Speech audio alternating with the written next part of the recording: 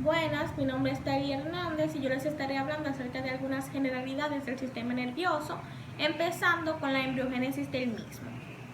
Para iniciar vamos a abarcar algunas definiciones.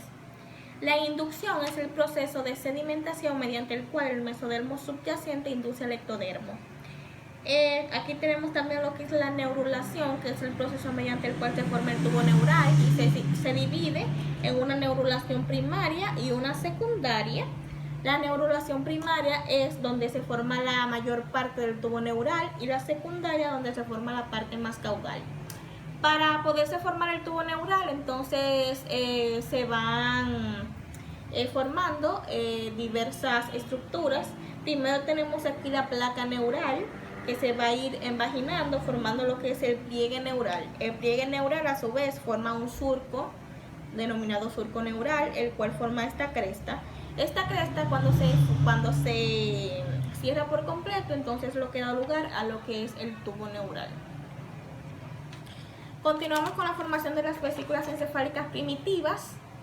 Estas van a ser tres, que son el prosencéfalo, el mesencéfalo y el romboencéfalo. Luego se va a continuar con la médula espinal. El prosencéfalo y el romboencéfalo a su vez se dividen en dos, mientras que el mesencéfalo no se divide. El prosencéfalo se va a dividir en un telencéfalo y un diencéfalo. El mesencéfalo, como dije, no se divide, y el romboencéfalo se va a dividir en un metaencéfalo y un mielencéfalo. Estas vesículas primitivas a su vez van a formar cavidades. Entonces del prosencéfalo vamos a obtener el prosocele, del mesencéfalo el mesocele y del romboencéfalo el rombocele. El prosocele a su vez se va a dividir en un telocele lateral, un telocele medial y un diocele. El mesocele no se divide y el rombocele se va a dividir en un metacele y un mielocele. Y luego se va a continuar con la médula espinal. Continuando con la histogénesis, aquí vamos a ver diversas células. Con el número 1 vamos a ver las células neuroepiteliales. Con el número 2 tenemos al blastocito, neuroblasto bipolar. Con el número 3 vamos a tener el astrocito protoplasmático. Con el número 4, este es una oligodendroglía. Y con el número 5, una microglía. Ahora entramos en lo que es la diferenciación celular. Esta se da en tres procesos, que es una proliferación, una migración y la maduración. La maduración entonces ya es el proceso final que da lugar a una célula funcional. Entonces vamos ahora a mencionar las capas del tubo neural. De más externa, más interna, podemos ver la capa marginal, que es esta que podemos ver aquí, la capa del manto y la capa del epéndimo. Con respecto a esta parte, su placa alar se va a encontrar en las áreas sensitivas del sistema nervioso y su placa basal en las áreas motoras. Correspondiente a la médula espinal, vamos a ver que tiene su placa alar en las astas posteriores y su placa basal en las astas anteriores y laterales. Entonces su luz la vamos a encontrar en el conducto del epéndimo. Luego continuamos con la médula oblongada, que va a tener su placa alar en los núcleos motores del quinto, octavo, noveno y décimo par. Y su placa basal en los núcleos motores del noveno, décimo, onceavo y doceavo par. Entonces su luz va a pasar por el medio inferior del cuarto ventrículo. Correspondiente al puente de Barolio, su placa alar se va a encontrar en los labios rómbicos del segundo, séptimo y octavo par, y su placa basal en el segundo, tercero y séptimo par, y su luz va a cruzar por el medio superior del cuarto ventrículo. Entonces, por último, tenemos el mesencéfalo, cuya placa alar se va a encontrar en los colículos superiores e inferiores, y su placa basal se va a encontrar en la sustancia negra, en los núcleos rojos y en los núcleos motores del tercer y el cuarto par. Y su luz va a cruzar por lo que es el acueducto de Silvio. Ahora hay que tener pendiente diversas definiciones y el desarrollo de algunas estructuras, como lo es el diencéfalo, que se desarrolla de la placa alar y forma 3 tumefacciones, que son el epitálamo, el tálamo y el hipotálamo. También tenemos a los ganglios basales. Estos son un grupo de núcleos que se encuentran en la base del cerebro. Tenemos a los hemisferios cerebrales, que son 2 estructuras que ocupan la mayor parte del encéfalo. Y tenemos también a las comisuras cerebrales, que son aquellas que separan a los 2 hemisferios. Y también se pueden definir como fibras que subyacen de un hemisferio a otro, uniendo estructuras que se relacionen funcionalmente. Continuamos con lo que es la médula espinal. Aquí hay varias preguntas, entonces nos preguntan que dónde inicia la misma. Esta inicia en el agujero occipital y C1. La longitud de la médula espinal en hombres es 45 centímetros y en mujeres es 42 centímetros. El extremo más distal de la médula se conoce como cono medular.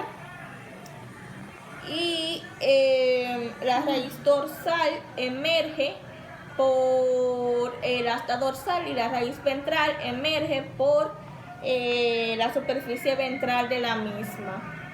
Entonces, ahora continuamos con los segmentos medulares.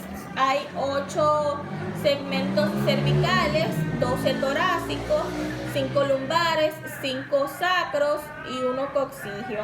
Entonces, ¿cuántos nervios raquídeos emergen de la médula espinal? Son de 31 a 33 nervios. La forma que tienen los diferentes segmentos: el segmento cervical superior y torácico tiene forma cilíndrica y el segmento cervical inferior y lumbar tiene forma oval.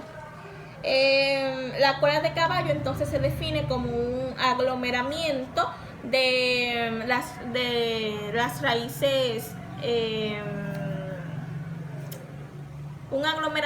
las raíces, fibrosacras que se encuentran alrededor del filum terminal. Ahora vamos a ver lo que es un dermatoma y un miotoma. Un dermatoma se puede definir como una porción de piel que está inervada por una raíz nerviosa posterior, y un miotoma como un grupo de músculos que están inervados por un segmento medular. Entramos a lo que son las meninges. Las 3 capas meningias que cubren la médula son la pía madre, la aracnoide y la dura madre.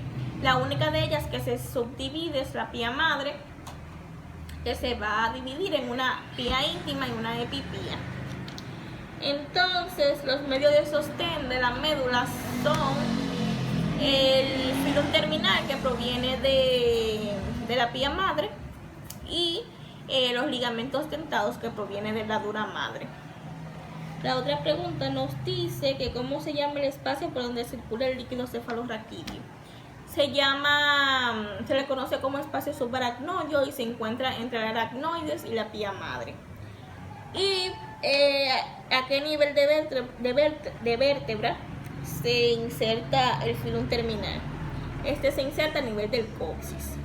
Correspondiente a algunas generalidades de la configuración interna, vamos a encontrar aquí la sustancia gris, que contiene una asta dorsal, una asta ventral, una asta intermedio lateral y una zona intermedia.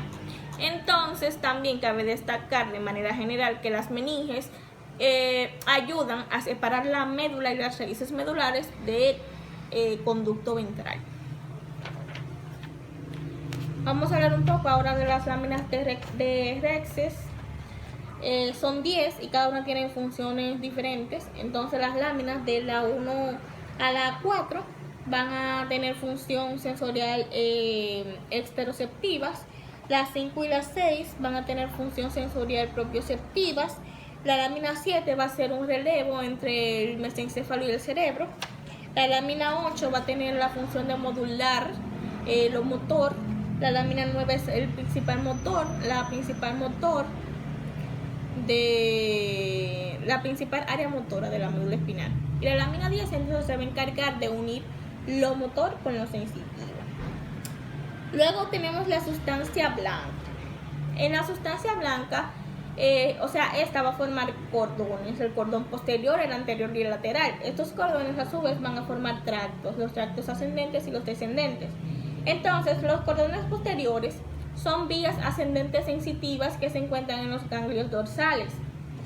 Aquí nos pregunta que cuáles sensaciones se transmiten por el cordón posterior. Como ya había dicho, se transmiten las sensaciones sensitivas profundas. A partir de qué segmento se origina el fascículo medial y el lateral. El fascículo medial se va a originar de los segmentos que se encuentran por debajo de T6 y el fascículo lateral por los segmentos que se encuentran por encima de T6 y los segmentos cervicales. Entonces ya hablamos del cordón posterior. El cordón anterior, por consiguiente, es motor y se encuentra entre los surcos ventrolaterales. Y el cordón lateral entonces es el más grande y se va a encontrar entre los surcos ventrolaterales y el dorso lateral. Luego, como ya había dicho, estos cordones forman tractos, los ascendentes y los descendentes. Dentro de los tractos ascendentes podemos enumerar al fascículo grácil, al fascículo cuneiforme, al tracto espinocerebeloso dorsal, al tracto espinocerebeloso ventral, entre otros. Luego tenemos los tractos descendentes. Aquí podemos nombrar el tracto vestíbulo espinal, el tracto tectoespinal, entre otros. Ahora vamos a hablar sobre la médula oblongada. Aquí podemos ver dos imágenes en su configuración externa, la superficie ventral y la superficie dorsal. Entonces vamos a mencionar las estructuras que podemos ver aquí. En la superficie ventral vamos a ver esta estructura que se conoce como cuerpo mamilar. Vamos a ver el nervio oculomotor. Vamos a ver también el puente, el nervio abducens, el nervio facial, el nervio vestibulococlear, el nervio vago, el nervio glosofaringeo, el nervio accesorio, el nervio del hipogloso. Vamos a ver las pirámides aquí, el surco preolivar. Vamos a ver también un surco en el medio del puente que se conoce como surco basilar del puente. Y aquí vamos a ver lo que es el nervio troclear. Entonces, en la superficie ventral vamos a ver otras estructuras. Aquí vamos a ver el tercer ventrículo, el cuerpo pineal, el pedúnculo cerebeloso superior. Aquí podemos ver el fascículo cuneiforme, el fascículo grácil, el obex, que es un estrechamiento. También podemos ver el trígono vagal, el trígono del hipogloso, el pedúnculo cerebeloso inferior y al igual que en la superficie ventral vamos a ver el nervio troclear. Entonces, la página número 13 nos pide mencionar los límites del cuarto ventrículo. El cuarto ventrículo va a estar limitado en su piso por el trígono del hipogloso, el trígono vagal, el colículo facial y la fisura mediana posterior. En su techo va a estar limitado por el cerebelo, por la tela coroidea y por el velo medular anterior. Y en sus laterales va a estar limitado por el pedúnculo cerebeloso superior, el núcleo reticular y el tubérculo grácil y cuneiforme. Entonces, aquí podemos ver el corte inferior del bulbo raquídeo y nos pide citar las estructuras que podemos ver aquí. Solamente voy a mencionar algunas porque ya tienen los nombres aquí en la página.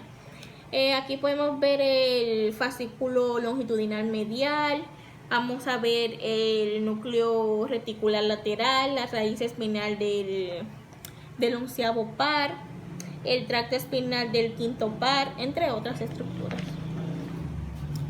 La página 14 entonces tiene el corte medio del bulbo raquídeo y el corte superior. Entonces, en la página 15 nos piden citar algunas de las estructuras que ya vimos en el corte medio y en el corte superior en la página anterior. Entonces solamente voy a mencionar unas pocas. En el corte medio del bulbo raquídeo vamos a ver el núcleo, el nervio vago, el núcleo dorsal del vago, y también vamos a ver el surco del tracto limitante, el surco del tracto solitario. En las superiores vamos a ver estas mismas tres estructuras también, el nervio vago, el nervio dorsal del vago, pero aparte de estas también vamos a ver el accesorio dorsal, el accesorio ventral y también el núcleo reticular. Aquí entonces nos pone una imagen de los pares craneales. Aquí podemos ver el nervio oculomotor, el nervio abducen, el facial, el vestíbulo coclear, el nervio vago, el glosofaringeo, el accesorio, el hipogloso y el troclear. Faltan dos que no se visualizan bien en la imagen, que se encuentran por aquí arribita. Ya en la página 16 entonces inicia con algunos nervios diciendo su origen real, su origen aparente, el orificio que emerge del cráneo y su función. Entonces vamos a mencionar 4 de los pares craneales, ¿verdad? Iniciando con el nervio hipogloso. El nervio hipogloso tiene su origen real en el núcleo motor del bulbo raquídeo, y su origen aparente entonces lo vamos a ver en el surco preolivar. El orificio que emerge del cráneo es el conducto del hipogloso, y su función es inervar los músculos geniogloso, hiogloso y estilogloso de la lengua. Luego tenemos el nervio espinal o accesorio, cuyo origen real se va a encontrar en el núcleo ambiguo. Su origen aparente va a estar en las raíces superiores del bulbo. El orificio que emerge del cráneo es el foramen yugular, y su función va a ser inervar los músculos esternocleidomastoideos del trapecio y el movimiento de la cabeza.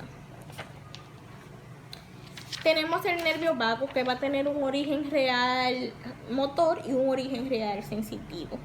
El origen real sensitivo del nervio vago entonces lo vamos a encontrar en el núcleo solitario y en el núcleo espinal del trigémino. El origen real motor lo vamos a encontrar en el núcleo ambiguo. Su origen aparente se encuentra en el surco colateral posterior del bulbo. El orificio que emerge del cráneo es el foramen yugular y tiene como función inervar los músculos de la laringe, la faringe y la tráquea. Entonces aquí hay una pregunta que nos dice que cómo se forma el nervio laríngeo recurrente. Este se forma con la unión del nervio vago y del nervio espinal. Por último, entonces vamos a hablar acerca del nervio glosofaríngeo.